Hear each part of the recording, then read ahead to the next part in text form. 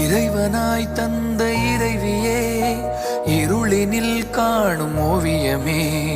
இறைவனாய் தந்த இறைவியே, இருளினில் காணும் ஓவியமே. துயரிலும் என்னை தாங்கும் தேவியே, உயிர் வரை உந்தன் மடியிலே.